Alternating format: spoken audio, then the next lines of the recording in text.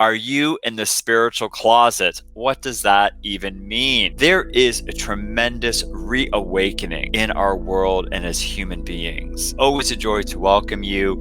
I'm your host, teacher, and guide, Brian Bachand, and welcome back to another episode of Soulfully Speaking. So, what a topic for today.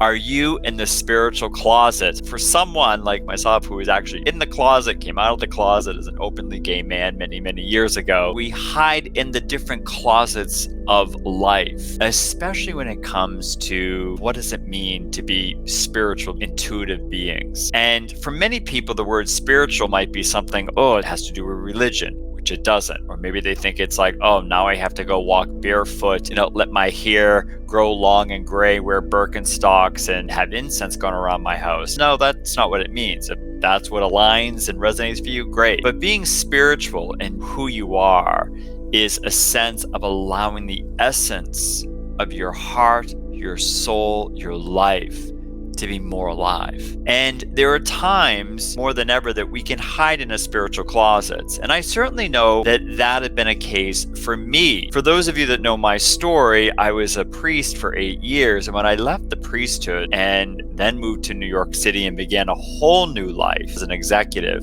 I never hid that I was a priest. But I also didn't really talk about it a lot because I wanted to be accepted. I wanted to build a whole new life in a new way without being kind of stamped or put into a corner of like, he must be very spiritual, he's going to think this. But in many ways, that was a detriment because spirituality, a sense of my gifts, I kind of hid, but they were always there and working. And in many ways, in this particular show, I know there are spiritual gifts that I have that have helped so many individuals. And they are an aspect of my life that I know intuitively when I speak with certain individuals and I'm really listening and being open. There's a sense of a connection, of an insight. I tap into the energy of a room, the energy of a person. And what that has done is showed me the beauty of life, the ordinary moments of life, insights, things go with greater ease. And I'm not afraid to share that. And I'm not afraid to encourage others to do that more, and especially professionally.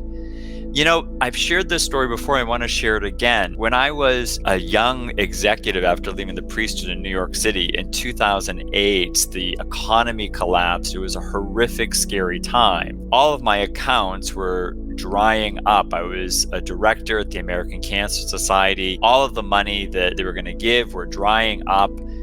But one day I simply asked myself a question. It was simply, who do I need to connect with that I'm not thinking about? And intuitively, an image of a business card came to me that was in my desk at work of someone that I had spoken with many months before that told me they had so much money in their business account that wasn't being tapped into for certain diversity initiatives. That led to making a phone call the next day that led to receiving a substantial financial commitment that led to creating an entirely new program that led to the greatest financial success that year in the American Cancer Society. And as so many departments were getting rid of jobs, it led to the creation of jobs. And I think we cannot be afraid now more than ever to normalize that conversation, to normalize that sense of when people say the word energy, they kind of think, oh my gosh, they're either way out there or what does that mean? But energy is such a big part of who we are. When you rub your hands together and you just hold them apart, you can feel the energy that's there. Unfortunately, the world had tried to condition us that is something not to pay attention to, not to be aware of. But we need to be open to that. And we need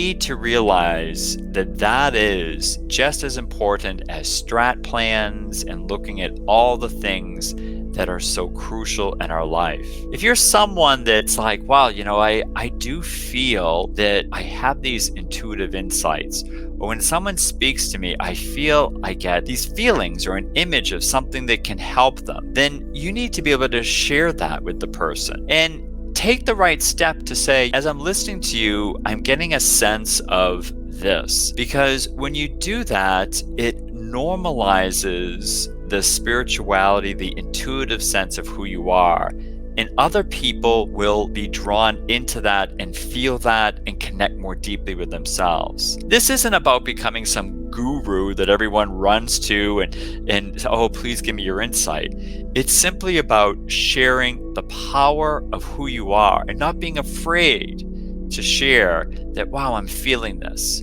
I'm feeling that you may be having this situation or something that's going on. I did a post recently, actually it was here on LinkedIn, about a day that I went to this one town in Switzerland with the number 11. The whole town is fixated for centuries about the magic and the power of 11. There are 11 churches. The cathedral that's built there had 11 altars. It had 3 sets of stairs of 11 going up there.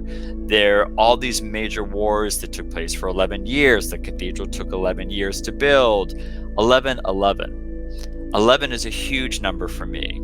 And I did a post about the power of 11 and the amount of engagement of people that shared about, oh, every day I see 333 or 444 or a number to me that means something is number 22 and that people were sharing comments about all these numbers. Well, that's spirituality. That's a sense of the divine that's also guiding you in being there. So what I want to encourage you for today is, obviously, if you're listening to a podcast called Soulfully Speaking, you are someone that is really committed to your own personal growth, your own personal development, your own connection to your heart, your soul, and being the light and the best you can be in the world. And you need to truly embrace that and just know that. Number 2, don't be afraid, now more than ever, to encourage and to say what you need to share.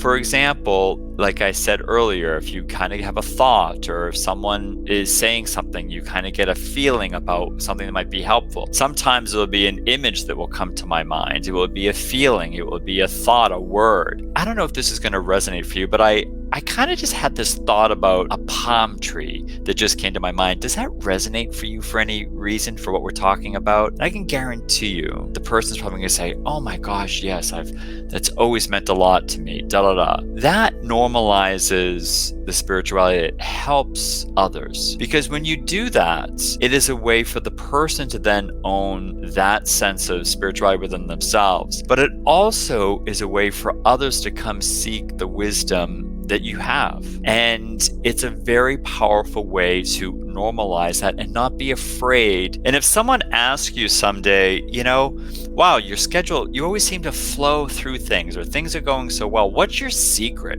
When people ask you those questions, that's the universe inviting you to share what is the truth. Someone says, oh my gosh, you're always so peaceful, or you always have a great insight, or there's something about when there's conflict in a meeting that you always just take a calm breath. How do you do that? That's an invitation. If you're getting those questions, that's because people see a light in you. And it's also the universe's way of nudging you in a very loving way to share, well, I make sure that every day I do a little meditation. I visualize my day. I ask the universe to bring into my life, into my meetings, the light, the comfort, the insights that I need. You don't have to go all into a big guru speech or anything. That's not what people are looking for. But they are looking for that nugget of wisdom, and that's why they're asking you. There's no reason to stand behind a door and peek out or think people are going to think I'm crazy. No, those days are over. There's a new world order taking place, and that means personally, it means in relationships, it also means in business. And this is a beautiful moment not to be afraid. And we are connected, we are here, and this is something that the more you're aware of this, the more you're going to see it. So that is the message I leave with you today as we begin this new week, or if you're listening to this in the future, there's a reason why you found this message right now in this second. Listen to your heart, don't be afraid, and know that those gifts are within you and they need to be shared, and others are seeking them from you. I wish you a beautiful day. Make sure to like. If you're so inclined, leave a comment. I wish you a beautiful moment. Share your gifts and be aware of all the things that are going to keep coming your way, because you listen to this and you're open in your heart. Take care, everyone, and I can't wait to see you soon.